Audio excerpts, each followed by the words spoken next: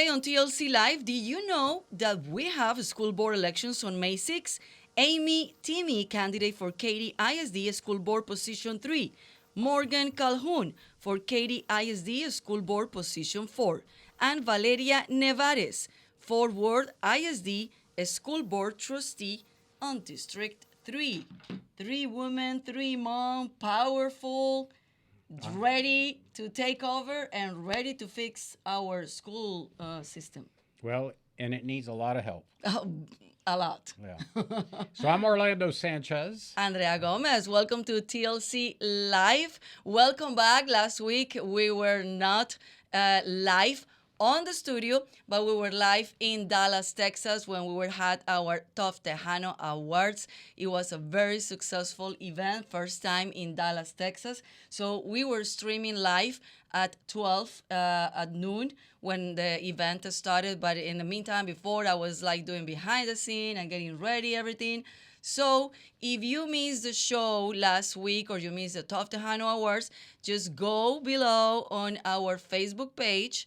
It's the entire event that was streaming live. I think it was around an hour, so you can see everything, who was receiving the awards, and all your presentation, that it was amazing. Yeah, Orlando, I was very proud of you. You are a pro. Well, I had to step in because we had some weather. Remember? So a lot of folks that were supposed to show up didn't because they were stuck on airplane tarmacs. Not only the weather, but let's see, Southwest Airlines again happened. Well, you can't blame weather on Southwest Airlines, but, anyway, Andrea's doing a fabulous job putting together a great program today, talking about education and probably the most important positions in America, which are school board trustees. Everybody wants to talk about education, but people don't want to roll up their sleeves and dedicate their time to these, I'm kidding, high-paying positions. But they are important positions, probably the most important in America because it deals with our future, and that's our children. So, good job. Thank you. But so you have a video? Well, somebody sent me a video yesterday, and I think it's dated. It's kind of old, but this is a self-loathing Caucasian who thinks by creating more government and more laws, they're going to fix a problem. So I want to share the video with you. I'll make a small editorial comment. And that was on social media, I believe. Well, somebody texted it to me. Yeah, I guess it's on Instagram, but it was actually, I think, a real show. I don't know. Let's all watch it together, and then I'll give you my input, and then you guys either can call in, or you can text us, or you can go on Facebook and make your comments, and Andrea will read them. But you ready? Another high school shooting yesterday, this one in Florida. 17 dead, the last report I saw. And everybody sends their thoughts and prayers again because that works so well. This is the 18th high school shooting in America this year, and we have 10 and a half months to go. We've had 290 since 2013. We average about one a week, but there's just nothing we can do. If it was a Muslim or a Mexican doing the shooting, how many new laws and how much money would we spend then to stop the madness? But since it's almost always a white kid, there's just nothing we can do. America has 5% of the world's population and yet 31% of the world's mass shootings. We're worried about people coming to this country. They should be worried about us going to theirs. Australia had 4 mass shootings between 87 and 96. They passed stricter gun laws and haven't had a single mass shooting since. And here I thought, guns don't kill, people do. Is this the people we are? Last time I said we need to find a way to stop a nut with a gun, and that's all I said. I get an email saying, I'm saving my last bullet to put it right between your eyes. Just another responsible gun owner in America, and I'm taking all bets he's a white guy. So there's just nothing we can do. And there you have a self-loathing white Caucasian. Look, we all lament this. But to cherry pick and to go to Australia that has a monolithic ethnic group, instead he could have gone to Mexico and used that as an example where guns are illegal. If you get caught with a gun, you go to prison forever in Mexico, yet Mexico has the highest homicide rate. Or he could have picked Chicago, which guns are outlawed in Chicago, and they have one of the highest homicide rates. But I agree on something. Like he said, it's not arms, it's the people. And then he fails to articulate that almost every state in America has passed what's called gun-free school zones. That is, it's a felony to carry a gun in or around a school. So if you're driving around a school and you've got a gun and the police catch you, it's supposed to be a felony. Also, mass shootings in America are not carried out only by white guys, as he calls it out. The Asian man that shot everybody in California a couple of months ago. We've had an African American who took a high-powered rifle and shot police officers in Dallas, Texas. And so this guy wants to do exactly what the liberal left does: divide us. Divide us and make us hate each other. We're all in this together. It was deplorable when a white man did go into an African American church, I think in South Carolina, and shoot the parishioners. Everybody laments that. That behavior shouldn't be allowed. But we do have laws in this country. Passing more laws is not going to cure, and this is what your comment was, a sick society. We have a sick society. It's not the guns. I've said it before, and I'll say it again. When I was growing up and going to school in the 70s, many of the boys in my neighborhood had pickup trucks. We had gun racks. We carried shotguns. We carried 30 rifles. No one was shot in schools. It's not the guns. It's a sick society. And if you want to try to use laws to limit the shootings, then enforce the laws. Here in this county, how many times does the district attorney enforce the gun laws? When your car is broken into and they steal your gun, they put you out on a free personal recognizance bond, put you out in the street so you can go steal another gun. These people sell them in the black market. A felon cannot be in possession of a firearm, yet we don't prosecute them. So you want to stop gun violence? Start enforcing the laws. Build more prison capacity, and people that are committing crimes with gun go to prison. That will help. But we don't enforce the laws we have. So this gentleman believes that we need to pass more laws and strip away the law-abiding citizens' right to carry arms. He's out of touch. It's typical liberal garbage, and that's my comment. Yeah.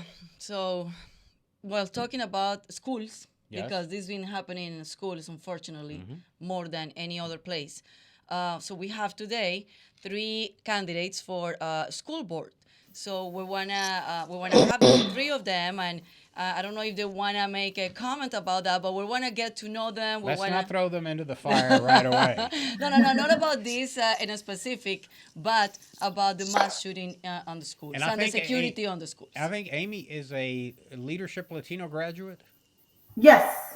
All right. Great. So it's today we have Amy, and we have also I'm gonna go again, Morgan, and we have Valerie.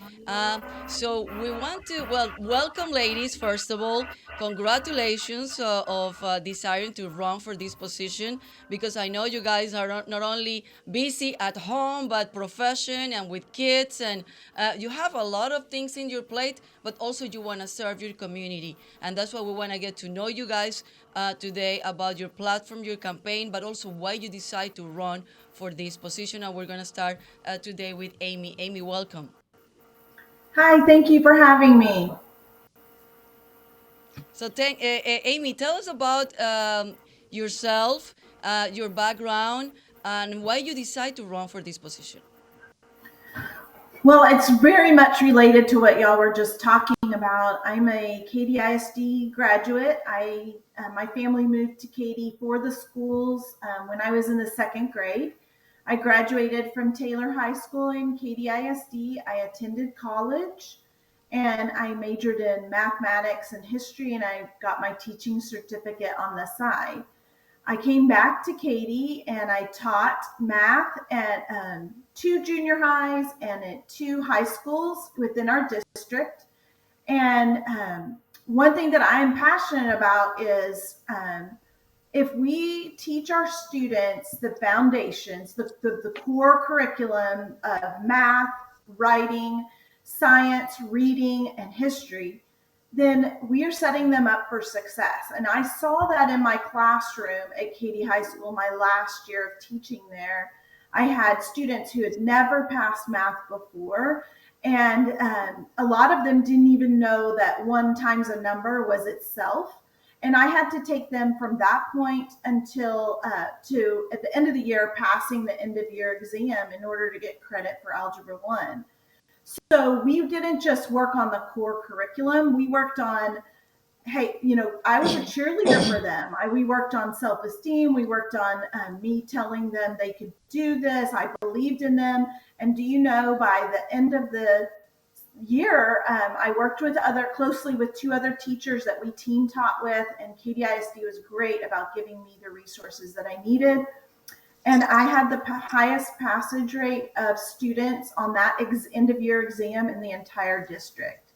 And so, I agree, we live in a society that we are seeing an increase in school shootings, but one way that I can contribute to that is being a positive voice for the youth and for our students, and valuing education to the point where they believe they can do it. Okay. So, Excellent. so Amy, I wanted you explain to us. I mean, you're a mom. You're being, doing the first educator job that we have is as a moms before we send our kids to school.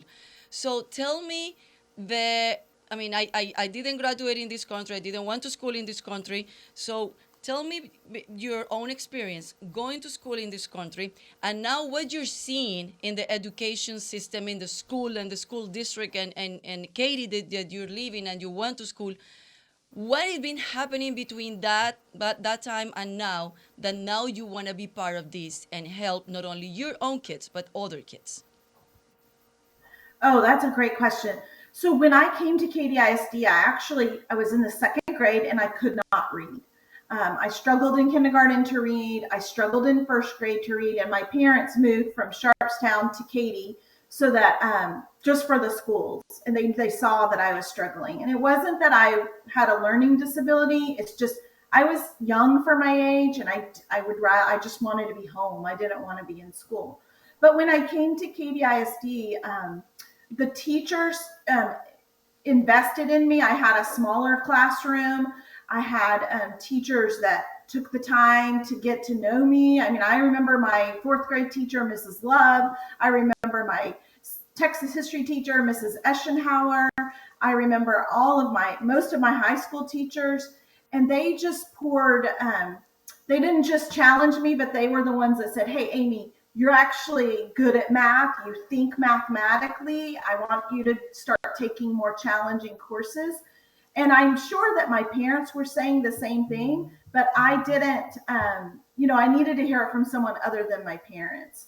So that small town feel of Katy ISD is what helped me succeed. And then as a teacher, I was invested in. I was allowed to see my students that struggled twice a day rather than once. That's a huge investment that Katy ISD made. And then I also was given a lot of training outside of the school year that helped set me up for success. And I just want to see the school district do more of that. When I look at what has happened over just starting with Harvey and then going through COVID, I see that there's a disconnect between the administration and the parents. And because the parents are the first educator, the primary educator, I want to restore that communication and that working relationship between teacher, parent, and the school board administration. Governor Abbott was in town yesterday, and he dedicated Yeah. a substantial portion of his luncheon speech to education. He's talking about the amount of investment that the state, as we all know, we have a $35 billion surplus, so there will be teacher raises, there will be more money coming to schools, and there probably will be school choice. What the legislature wants to do is create a system of competition, and he highlighted a state on the East Coast, Florida, where 20 years ago they had a pretty deplorable accomplishment rate of students in Florida. And when they instituted choice and gave parents the power to choose what schools their children were going to go to, the quality of education increased in the state of Florida. Unlike a lot of these organizations, and mostly labor unions and associations, I got to remind people that we are in a legislative session in Austin, Texas. And so if you've never been there, it's quite amazing. There are thousands of lobbyists in Austin lobbying for special interests. They're lobbying for better economic incentives to build plants in Texas. They're lobbying for gambling in the state of Texas. They're lobbying for school choice. They're lobbying for more money for mental health. Everybody has a special interest. And huge special interests, of course, are the Superintendents Association and the teacher unions. Both have had some tremendous influence in especially urban school districts. Now, there's a big divide in Texas between urban school districts and rural school districts. Most rural school districts are doing well. I remind people all the time because I pay school taxes in three school districts in Texas. I pay into Houston Independent School District. I pay into the Freestone County Independent School District, which is located between Houston and Dallas, and I pay into the Brackett Independent School District, which is in Kinney County, which is a border town. Those border towns, those small communities, they're doing well. The students are performing. Everybody loves their teachers, their superintendent. Kids are graduating from school. They don't have the problems that urban school districts have.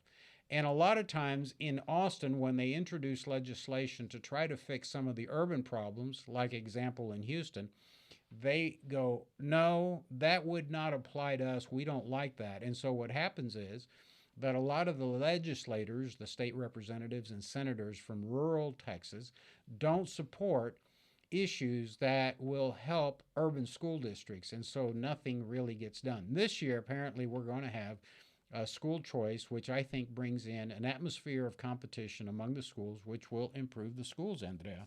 There's no doubt about it. And the governor dedicated a substantial portion of his speech yesterday to talking about the importance of educating our students, because that's the future, the economic future of the state of Texas. We have all these corporations that are moving. You know, Elon Musk built a massive operation for Tesla outside of Austin. We have a lot of the as Professor Kleinberg said on our program, the 21st century economy is a knowledge-based economy. If you don't graduate from school, if you don't have the knowledge necessary to participate in the 21st century economy, you're going to be in bad shape. So our job is to educate these kids. The state is dedicating resources. And so, you know, it's, again, I go back to these school trustees are the most important positions in America because they have the future of America in their hands. Their policies are going to decide how well we do. Absolutely. Amy, stay with us, but I want our two other guests to answer the same question before they introduce themselves and talk about their platform, Morgan Calhoun and Valeria Nevarez. Let's start with you, Morgan. Answer the same question. Could you repeat the question? Yes. So the question it was, back in your time when you went to school, middle school, elementary school, and high school, back in the time, and now that you are a mother and raising kids, what did you see the difference between the time that you went to school and now that your kids are attending to school, that now you want to be part of the system and trying to fix things that you think it's not working?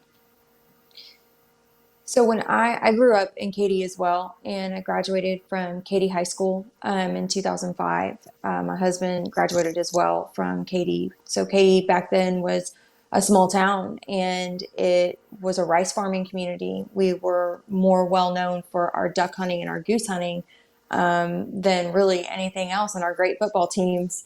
So when we grew up here, the education was at the forefront of what parents were coming to. They were running towards Katy because of our small town values.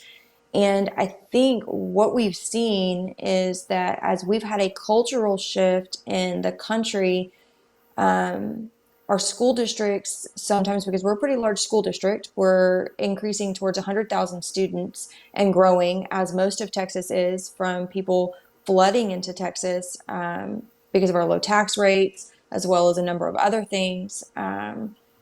What we're seeing is that we're having to battle the culture that is coming into our schools. And I think that we're seeing the shift. We're seeing these things creep up in the classrooms. We're seeing a little bit less parental engagement, and you have to have a strong school board in order to incentivize parents to remain engaged in their children's education, as well as incentivizing kids to make the right choices when they're in the classrooms. And we have to refocus what we think is important as Texans. And as a conservative state, it's not going to be the same as New York or California or Oregon. We hold a special place in the country for what we value as Texans. And we're seeing that we are going to have people who are willing to stand up to stand for those values here in Texas. And we're seeing that that is becoming more necessary by the day here in Texas. And I've just seen that shift and that change from when I was in school to now. So that's what I'm seeing just on that forefront. It's not that our teachers are these woke liberal teachers. You may have one out of like 100, but our teachers are there to educate and to love on our kids. That's why they went into the profession. They just need people that are willing to support them inside and outside of the classrooms. And that's what I want to do being on the board, is being able to deliver curriculum and policy that can help support what they're actually trying to do and give our kids the education that they deserve. Definitely. So that's part of why the reason that you're running for this position. So now Yes. tell us about your background and what have you been doing and what are you going to bring to the table as a board member in case you win on May 6th? No, when she So, wins May 6th. When she wins on May yes. 6th. So I grew up here in Katy. Like I said, we moved here in 1998, and I started going to junior high school here, and then I graduated from high school here. I met my husband shortly after I graduated high school, and we got married not long after that. Um, he was in the military. He served for quite a while, did 3 combat tours. And at the last of that last combat tour, we were having to make decisions about where we were going to raise our family, because I was pregnant in his last combat tour. And so we were deciding where we were going to live and what we were going to do. And we know Katy, and we know our roots are here, and we know the legacy that Katy has, and we're part of that legacy. And so we wanted to start our family here and grow our roots here. So we did. And we have loved what we have here. And part of the reason that I wanted to run for the school board is because I, as a parent, that I now have 3 children that are within the Katy ISD school district. And as a parent, when I started noticing more issues that I was hoping were just not being represented in the classroom, not in Texas, not in Katy. And I started seeing some of that crop up, and I became vocal and started going to school board meetings and speaking with our principals and our teachers and reaching out and trying to make a difference where I could. And it just didn't feel like that I was able to move that needle in the way that it needed to be. So the opportunity presented itself for me to run, and I took it. And I'm planning on introducing a parental voice, a parent's voice on the board that is a conservative voice for all of our students. You don't have to be just a conservative in order for me to speak or in order for me to present the best educational opportunities for our children. But that's what I intend to do, is I intend to back those educational opportunities that I know that are out there because I received them. And so just kind of helping the board to make sure that our focus is on that: reading, writing, math, science, history, love of country. Those are the things that we need to be focusing and preparing our children for as they move out of our foundational education and on to secondary education and life. And that's where we need to be. Morgan, you mentioned that you saw some things creeping up in the classroom that you weren't pleased with. Can you give us an example of what that was? When going back to when COVID was hitting, we started noticing a lack of a lack of acknowledgement onto kind of what parental rights actually are. And COVID had good and bad issues that were brought up, right? We had a magnifying glass that was put over what our kids were learning in the school, as well as what rights for you as a parent, what you actually have. And the masking was one of those things that was really concerning. And you could make arguments for and against it in the very beginning. But as we continued to move forward, it was concerning that parental voices were really being ignored. That was one of the very first things that we noticed. And then it continued on from there. We were just concerned about some of the ways that the school district seemed to be leaning in terms of parents' ability to know what was going on with their children behind closed doors. And upon speaking with staff in the district, what I was told I wasn't comfortable with. And I vocalized that at board meetings. I vocalized that to other parents, and this wasn't something that was well known. So those are issues that have to be addressed, of what role a parent plays in personal family decisions and how much accessibility they have to the information that their children are giving to people that are not their parents. Mm-hmm. Absolutely. Well, stay with us also, Morgan. And now we're going to go with Valeria Nevarez, that she is running for Forward ISD School Board Trustee in District 3. Same question, Valeria. By the time that you went to school, the difference that now you see on the school system and in classes with the teachers and the kids and your own kids, that now you want to step in and trying to fix those issues. Of course. So I'm 22 years old. So I graduated from public education in 2019. So it's only been about 4 or 5 years, and I've seen the tremendous difference where school went from education to truly indoctrination. And I didn't start seeing this till I started going to school board meetings, because obviously our children are influenced a lot by what they see in schools. And so I saw that coming up in a Hispanic household, I'm a first generation American, how I grew up with the values of equality. And going to school board meetings, I saw that it's been moving to a mentality of equity, and with all this diversity, equity, and inclusion, and critical race theory. And I saw how that's actually damaging our students. It's actually hindering their education and their zeal to push forward and go to higher education and learn new skills. And so I've seen that tremendous difference, where it's gone from truly education to indoctrination. And I was not okay with that. I do not have children of my own yet. But I did not let that stop me from being that voice that goes to the board meetings and says, this is not correct. Coming from a minority, a Latina, I am not okay with this. I am not okay with schools telling a brown kid that you expect less from them just because of their ethnicity. And so that just motivated me to kind of just be that voice. Let's challenge the system. And I'll tell you that they did not like a Latina, Mexican woman to go to board meetings and say this, that we are not oppressed, that equity is harmful, and we should all strive for equality, which is the beautiful thing of this country. So that's the biggest difference I've seen since I graduated education in 2019. It's just fascinating to hear this from a young Hispanic woman who, again, is fighting what the liberals want to do. They want to separate and divide America. We started the show with a guy saying, the white guys are the shooters, a self-loathing Caucasian. And, conservatives of whatever race or ethnicity or sexual orientation, because you can be conservative and still be gay.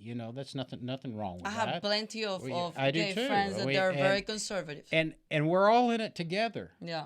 We're all fighting for the One same thing country. doesn't have to do with the other one. We're all trying to educate our children. We all want safe neighborhoods. We all want better roads. But the left is separating everybody. And once they separate them, they step in and say, Now you need government to establish equity and help you. And here you have a young lady, 22 years old, Yeah. recent graduate from the public school district, says, "Excuse me, but I don't need Joe Biden and the Department of Yeah. Education or the State Board of Education telling me what I need to do. I just want the opportunity to succeed." Yeah. And it's just amazing to hear that and hear you say that. And given your age, I mean, I wasn't even thinking those things when I was I 22. didn't even know that she was that young. Okay, Valeria, one question. You just graduated on 2019. When did you see that this shift to the left started on the school? Because I mean, you just recently graduate. When did you see that started in your school, And, or and, in general with your friends in another schools? And when did you see that start happening here in America? and before you answer that, I remind people that Fort Worth is in Tarrant County, which used to be a pretty conservative county. So that's an interesting question Andrea asked you: is when did that shift occur? When did the woke society infiltrate the public school system in Fort Worth? Honestly, I think it kind of just spiraled from COVID.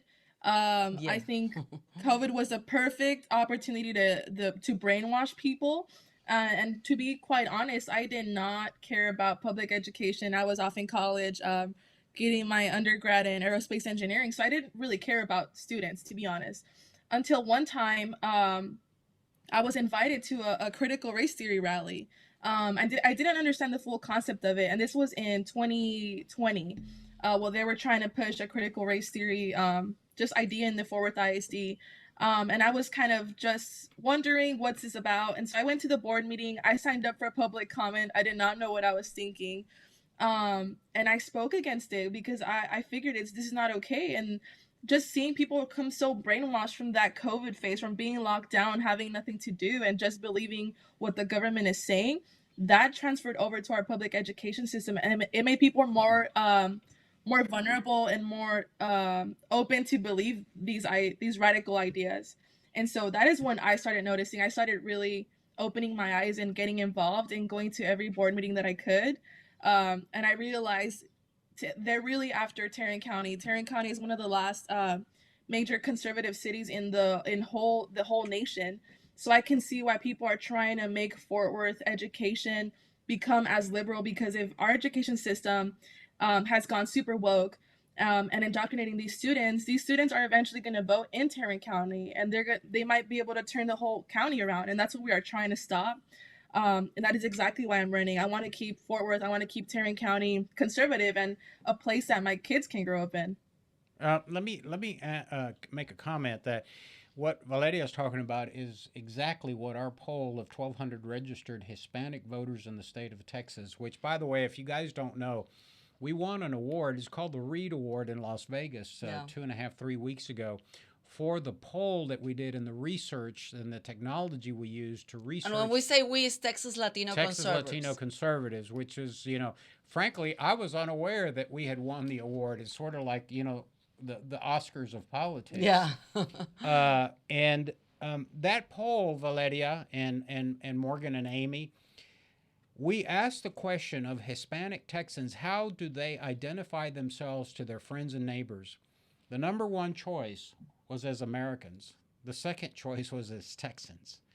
And so what Valeria's talking about is the left doesn't like that. See, they don't want us unified. They cannot stand to see brown kids and black kids and gay kids and Caucasian kids and, Asian kids under one flag with unity. But that is America, and that is what they're fighting against. And this is what we're fighting for. We're all Americans. We all want the same things for our families and for our future and for our grandchildren. And I've got to salute you for, first of all, being sharp enough to recognize that, and number two, as a 22-year-old, for rolling up your sleeves and saying, I'm going to make this decision to, I'm assuming you say you're an engineer, correct? Aerospace engineer? Mm-hmm. Yeah. So you got a full-time job. Now you want to take on a behemoth of a job, which is the school board. So I congratulate you. I just couldn't be prouder of the three of you for for what you're doing. And Morgan, I wanted to say something. I bought a house out in Katy in the 80s when I was a student at the University of Houston off of Franz Road and Mason Road. And I know about duck hunting and goose hunting. We used to sit out of our backyard fence and hunt geese. Yeah, I think we cannot hear you, Morgan. Morgan, you're muted. Oh, You got okay. We're good now. We okay. can. Very good. So unfortunately, one of the downsides to the growth in Katy is that our duck hunting and our goose hunting has declined Yeah. in the recent years because we've had so much growth come out here that our duck hunting lands are now houses. Oh yeah, believe me, I know about the the conservation efforts out there, but sometimes it's, as they say, you can't stop progress, and it's happening. Yeah. I'm gonna ask a question to the three of you. I'm a mother of twins. My kids are about to graduate; they're seniors, and they're gonna go to college. And I always enforce a lot of the education, the Latina. They call me that I'm very intense, emotional, and Valeria, Oh, she is. and I am. And how's growing and with a Latina mom, I always tell them, having a Latina mom, you're entitled of a compensation. Um, but I wanted you guys tell me your feedback and the point of view, because I see in this country a lot of disconnection with the parents uh, raising their kids, and I see that many of the things we cannot blame everything on the teacher, on the school system, or the education, which also I think the parents' fault. So what do you guys, when you guys win in May 6th, and I'm going to say it when they win in May 6th, going to address the issue to also educate the parents, because we not only need to educate our kids, but we need to also bring the parents not only to participate but to educate them and help them to navigate, especially with the Latino parents that they come to this country like me, and I didn't grow up in this country, I didn't went to school in this country, so I don't understand many things that is happening in the school system. So give us a feedback about what do you guys, or what is the plan that you guys think need to be addressed on that. Let's start with Amy. Okay, so one thing that I've learned, my children are adults now, and they're our son graduated from Texas A&M in May of 2022 with a biochemistry degree, and then our daughter is a sophomore in nursing. She's studying nursing at Samford. And one thing that I did learn as a parent is that I need to work myself out of a job of being a parent. And so that means I needed to give them more, I needed to be willing to give my children more opportunities to solve their own problems instead of me always trying to be the fixer. And I wish I would have learned that sooner. And so one thing that I would like to do is share kind of some of my mistakes and some of my triumphs with other parents. I know we have two trustees on our board currently that are current members. They were willing to sit down with parents and listen to their concerns about the push of our district towards online testing for their kindergarten through fifth graders. And because those trustees sat with them, it got the attention of the board and administration, and they actually made a change that reflected some of the parents' concerns. So part of sitting down with parents and listening to them is saying, hey, let's go and try and find a medium that will meet what you're saying, but also we have to abide by state law, and a lot of the STAR test is given digitally, and so we need to make sure we're in compliance with what some of the expectations are that were given from TEA and from the state as well. And so if I just see myself as being willing to be that bridge and share some of my failures and my successes to help find a middle ground so that people are heard, but we're also in compliance with what is expected of us as a school district. Morgan. So I think that parents want to be engaged. I think that because of what we've seen with COVID and now with some ideological issues that have popped up in to the classrooms. I think it's caught the attention of parents to where they're saying, hey, wait, what's going on here? What? We didn't know that this was here. We weren't aware. And we're having to battle this on two fronts as parents. Like I said, I have 3 children now. And one of the ways that I'm seeing it crop up with my kids and then with my nieces and nephews is the overuse of technology, the over dependence on technology and phones. And I think that is one of the bigger issues that we're seeing inside the classroom is that, like Amy was talking about, the dependence on technology, even inside the classrooms, to where you have to take a test. Okay, well, can you access it through your phone and then take a test on your phone? Can you turn in your work on your phone? And it's like, we don't have the paper trail is no longer there. So a lot of what our students are doing is being done digitally, and it's taking out that pen to paper, that neurological connection that a student has to hand-eye coordination and making that point of contact of actually writing something down on a piece of paper. That's not there anymore. And so when a parent can kind of check out and say, oh, well, they're just going to do it on their phone, or they're just going to worry about it later, or they'll just take care of it in the classroom, we're not actually seeing anything coming home because everything is on the computer. It gives parents kind of this way of, oh, well, I guess I don't need to know. And so Or they really don't know having how a to navigate the technology. right.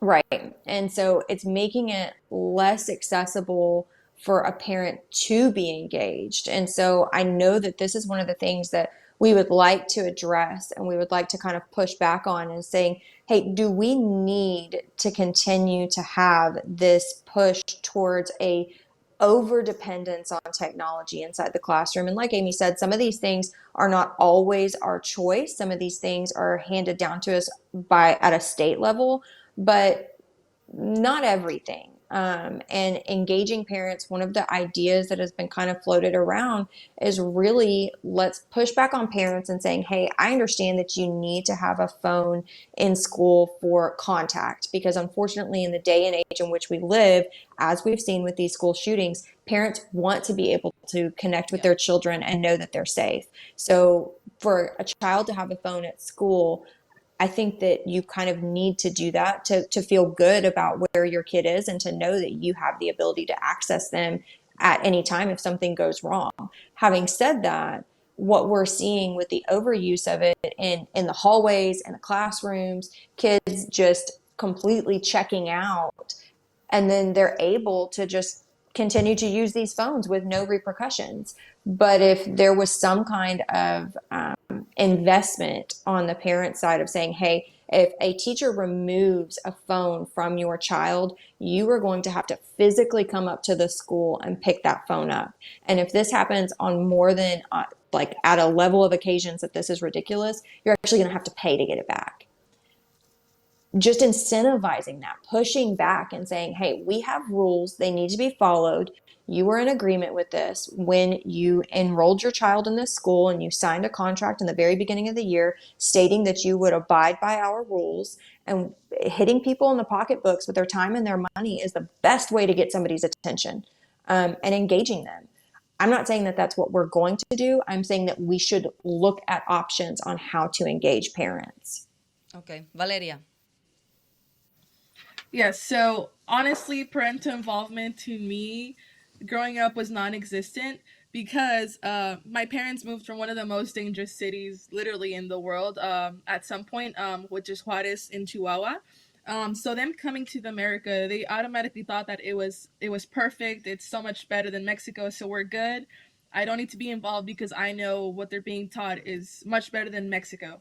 And so that's what I saw growing up. But Interesting. not till being involved in Fort Worth ISD, I realized how I want to say asleep the community, especially my community. Fort Worth ISD is 67% Latino families, and so I did not see their appearance at board meetings, and I kind of wondered why. Until most recently in January, we were actually protesting a sex ed curriculum that wanted to remove male and female from the textbooks and was just showing gender fluidity and gender theory. And so I said the only way that we can get this to stop is by activating the Latino community and getting them to show up at a board meeting, and speaking and voicing their concerns. And so that's exactly what we did. We got 70 Latino parents to go to a board meeting, give public comments, some even in Spanish with a translator. And the superintendent and the board were just shocked. They were scared. They looked, it was the greatest thing ever because the Latino community was activated, and that was super impactful. And I said, if we can do this from now on, get the Latino community informed, make sure that they know what's going on in their child's education, we can turn around this district, because I saw that the board members, nothing scares them more than an angry Latina mom. And so it is a goal of mine to involve that community, make sure that there is no gap. It's true. My mom is pretty I know, scary I too, know. not My gonna kid, lie. if my kids And so will be here, it's like, yes, you're right. I'm scared of my mom. Valeria, let me ask you a question. How did you literally, yes. what did you guys use to motivate the community to get them involved? We did a lot of Facebook. So Latinos, they do spend a lot of time on Facebook. So we filmed videos, we did ads, we paid advertisements about this rally coming up. And also another thing that helped a lot was involving the church community, the Latino church community here in Fort Worth. We would go on Sundays, speak to the leaders of those churches and telling them what's happening in the educational system. And that was very successful and that showed in the turnout of the Latino parents at the board meeting. And so I think just presenting them the information simply. Even I get confused when I look at the agenda items that are more than 300 pages long. I think it is super important to make it a bit more simple to parents to access that, because no parent is going to come after 8 days, 8 hours of work and read a 300-page agenda. And so I think it is just presenting them the information in a simpler manner. And I think that'll really turn around our district, getting those parents involved. That's great. Okay, well, ladies, we're running out of time. Call to action.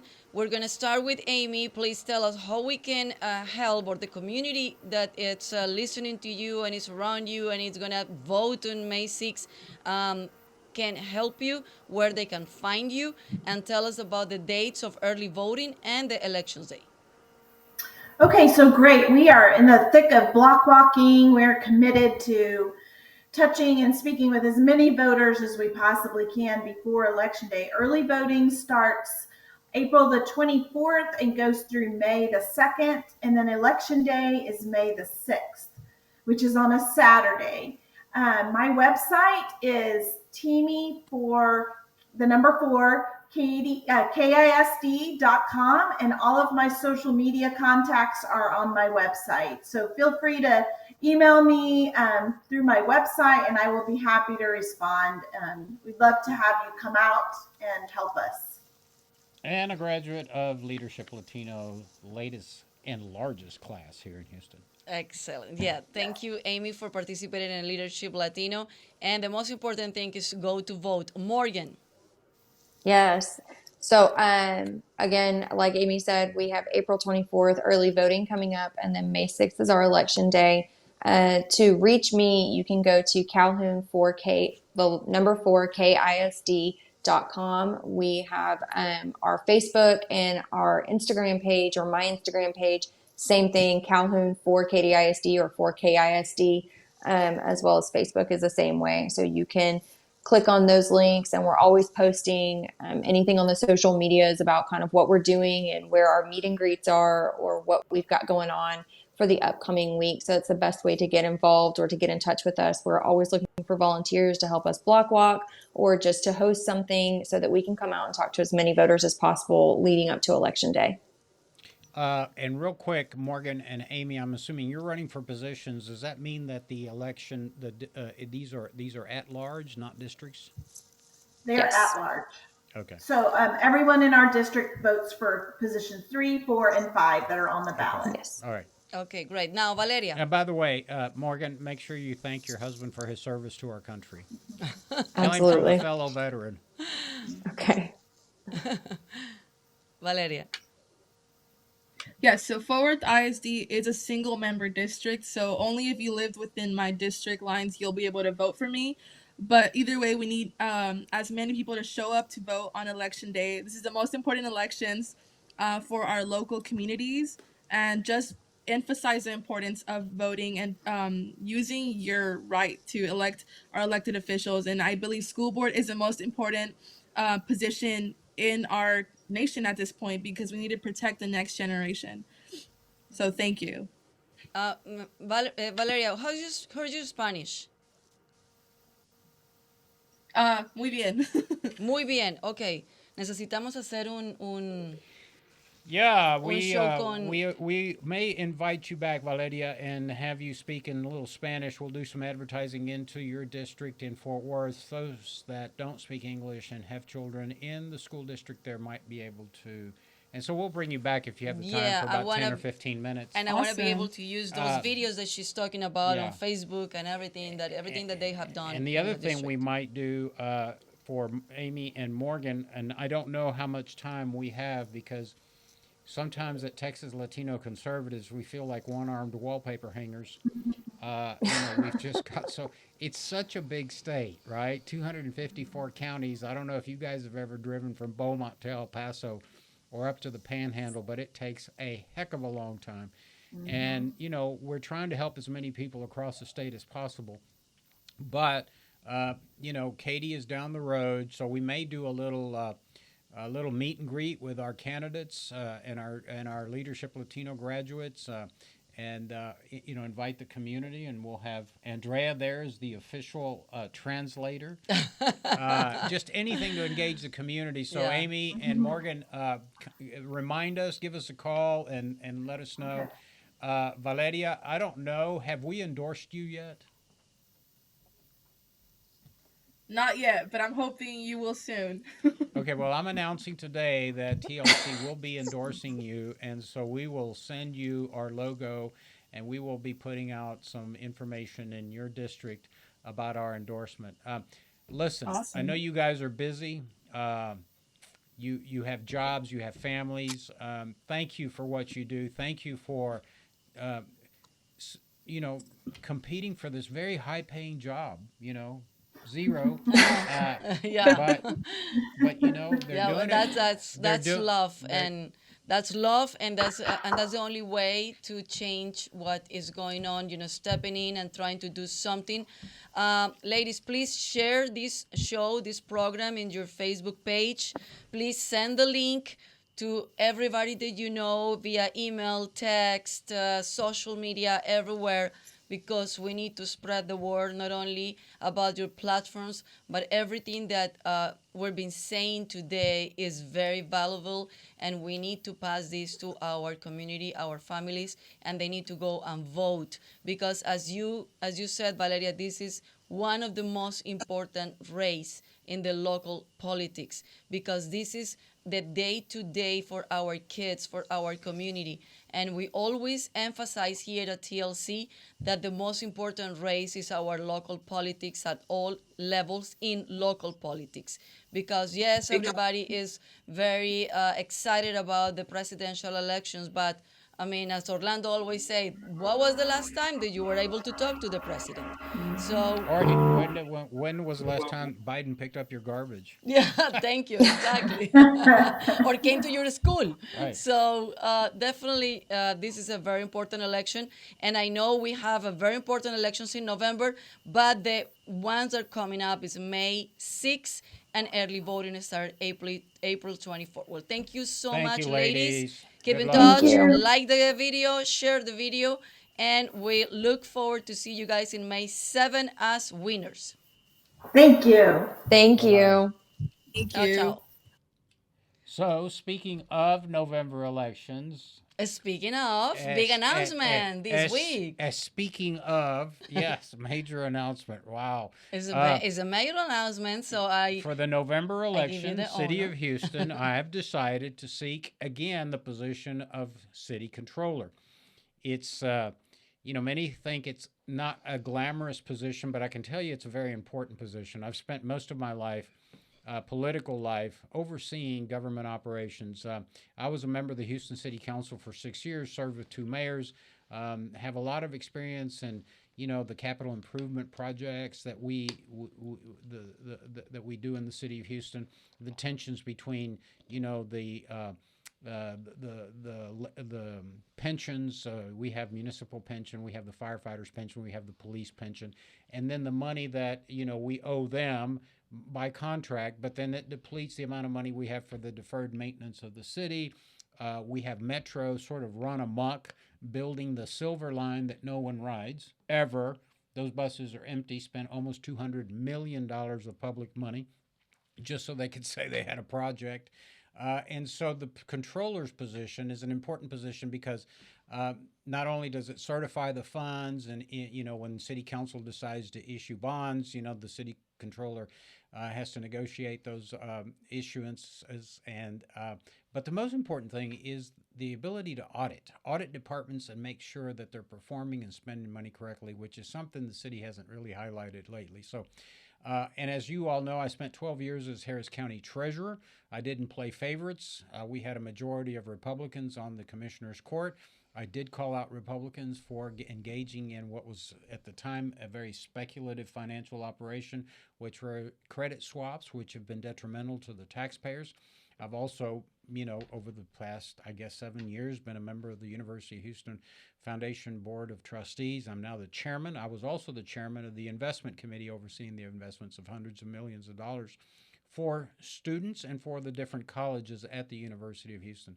And I've served on one of the country's largest hospital systems board here, HCA, Healthcare Corporation of America. So I feel that my public service, my volunteerism in the community as a president of a civic club. I started up Neighborhood Watch.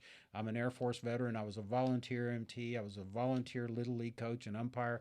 I've served in the public life. I've been in the private sector, but maybe it's time to get back in. And of course, I did it 4 years ago and came very close. Yeah. And so I think that we can put together, with your help, a winning coalition to make sure that the city of Houston is fiscally sound into the future. So just wanted to make that announcement so that you go. And this is a very important position, Orlando, that many people don't know that they have to vote for it. Correct. It's not appointed by the mayor. Yes. It's not appointed from nobody. It's just people need to go and vote for that position. And it's a very independent position, and you are pretty much oversee all the budget in the city of Houston, right? Well, you certify that there's money in the bank when the city council approves expenditures. The mayor and the city council actually create the budget and approve it. So we have very little to do with the creation of the budget and how the money is spent, but we just make sure that once it is appropriated and that's our money and authorized, that it is done correctly. So city council, the mayor authorize the budget, then appropriate the funds. We make sure that they're there and that the checks don't bounce. Basically, it's just managing a huge checkbook. But the most important role, in my opinion, is auditing and reporting to the city council, and more importantly to the public, because you need to know what's going on. As Andrea said, it's your money. Yeah, it's our money. Well, Orlando Sanchez for Houston City Controller. Congratulations, Orlando. So it's going to be a very interesting year, especially It's going to be fun. It's going to be fun, and it's going to be. I can't wait to campaign with my friend Sheila Jackson Lee. Oh, okay. And that election is in November. So election. our candidates today, they're running for the elections in May 6th, but Orlando's position is to vote on in November elections. So, Tough Tejano Awards was very successful. Tough Tejano was extremely successful. We had a great time in Dallas, met a lot of great people. We're supporting a lot of candidates up in the Dallas area, and we're going to continue our push into Dallas County and Tarrant County. Again, I always say this, everything that we're doing is because of the generosity of Texans across the state that want to make sure that everybody participates in the political process, regardless of your ethnicity, your race, your sexual orientation. We just want you to be a conservative and to keep Texas, Texas. We are becoming the world's, listen to this. It's what the governor said yesterday. We will be the 9th largest economy in the world. Wow. Texas will be. Wow. It's absolutely not in the amazing. country, in the world. And more people are moving from the Pacific Northwest, Washington area, Oregon area, and California. Unfortunately, into Texas. This morning I saw several New York plates. We welcome all of you. Just don't bring your politics to Texas. Yep. And we want to keep Texas, Texas. We welcome you. We'll show you where to buy boots cheap and cowboy hats, but we want to make sure that Texas remains Texas well into the future. And so if you want to help Texas Latino Conservatives, go to our website, the same name, www.texaslatinoconservatives.com, and get involved. Or you can see that big red button on the right. Click that, donate. We don't care if it's $2 or if it's $20,000. Every dollar helps. We got to pay for expensive operations, and you kept us on the air, active, and helping elect conservatives across the state. We will continue to do that. That's our pledge to you, but we need your help. And if you like this video, this information, and all the candidates that we have, just like our video, share our content, and we'll see you guys next Wednesday. And if you're planning to run for office, please reach out to us. And our next Leadership Latino class is in August. Yeah, we'll have that up on the webpage. Yes, just pay attention to our website. We're going to have every detail over there.